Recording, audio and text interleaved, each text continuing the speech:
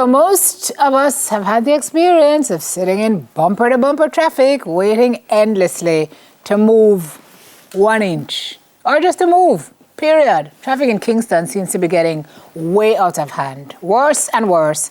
Our guest now has ideas on how to improve that problem. Julian Robinson, Member of Parliament for St. Andrews South Eastern, is here with us this morning. Thank you for being here. Morning. Thank you for Welcome to Smart. Why?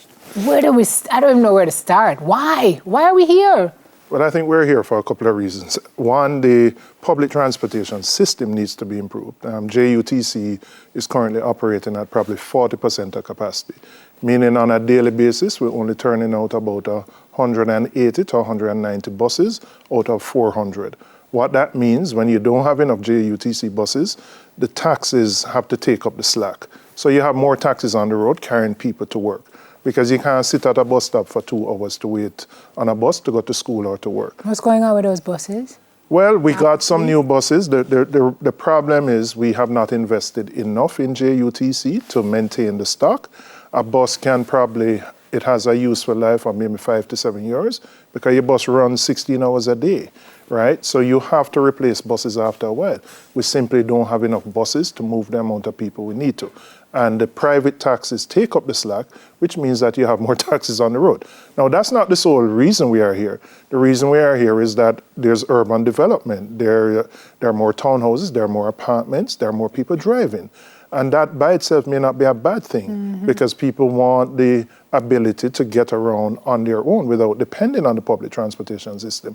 What it means, though, is that you have congestion, certainly early in the morning and then in the evening. So my view is that we have to look beyond just buses as a way of moving people, and we have to look at what I consider light rail, where you can move people, particularly from, if you take St. Catherine, Portmore, Spanish Town in the mornings, you have thousands of people who come into Kingston for work or for school, and they block up Mandela coming into Washington Boulevard.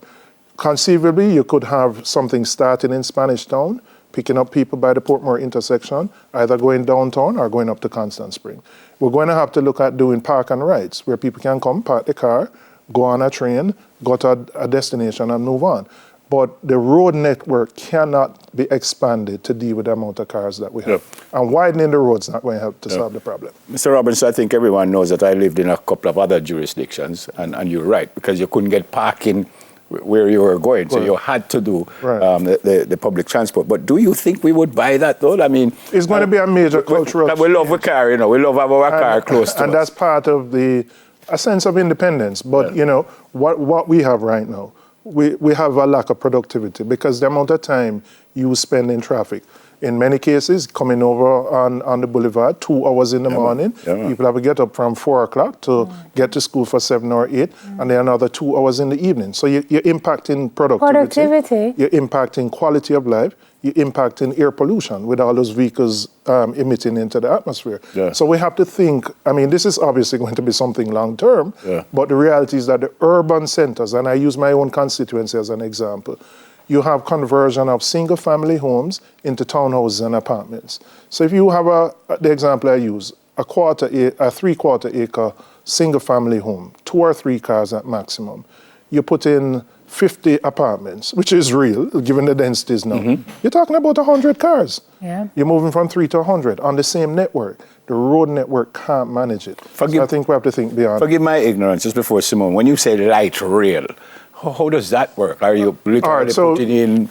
Yeah, you'd have to put in, and my own thought is you utilize the existing infrastructure, either the road as it exists or to the side of the road. I think it would be too expensive to have something elevated, because that would be prohibitively expensive.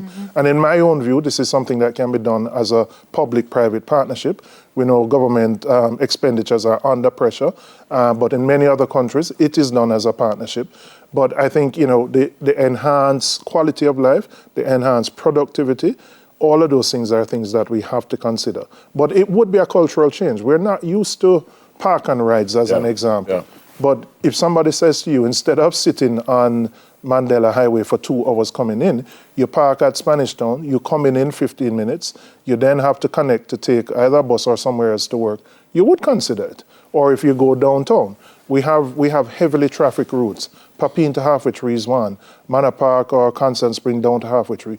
Those heavily trafficked routes are things that we need to look at, because where we are right now is simply not sustainable going forward. Is this largely a lack? Okay.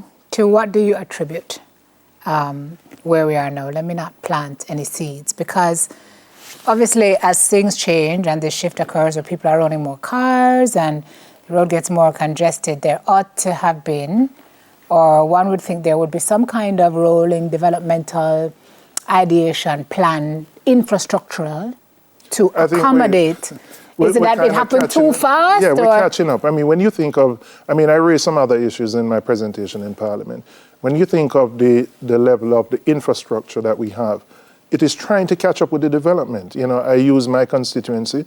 I mean, every day you see a single family home being sold, bought by a developer, and converted into apartments and townhouses, right?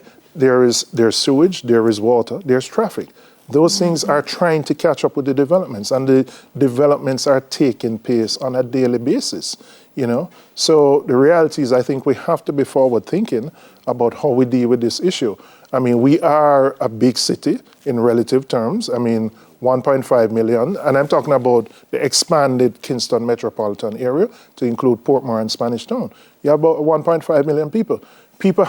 There's nothing wrong with people wanting to own a car, because you can't depend on public transportation in Jamaica, quite frankly. For women, there's also a safety issue, right?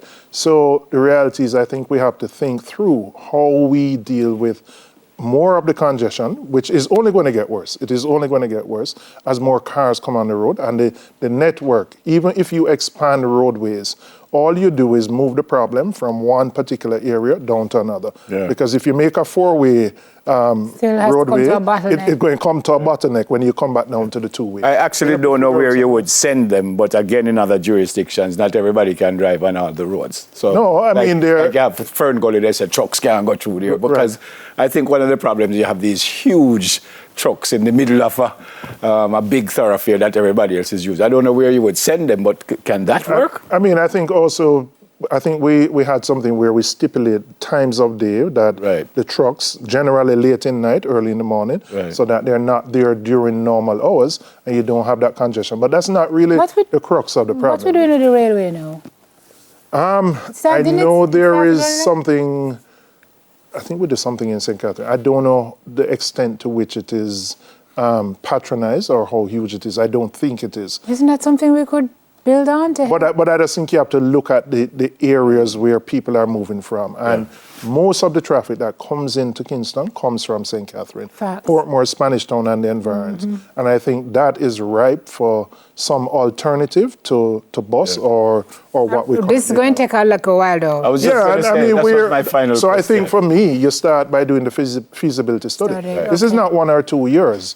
This might be 5, 10 years, but do the feasibility to determine the areas you're going to use the rail, to look at the cost, to determine what burden it would be on the government, which private players will participate, and what a user would have to pay to ensure. I did say final question, sir, but I do have one more. What about staggered hours? Can that help? Will we start work? Yeah, I think you'd have to have conversations with the private sector, because it obviously is dependent on the nature of the business that you're dealing with. Maybe if it's manufacturing, people may have night shifts, but if you're customer service oriented, you have to be there when people are going to be there. But that's a conversation that I think we also will have to have in the future. Thanks for coming, sir. Thank you. God bless you and your family, sir.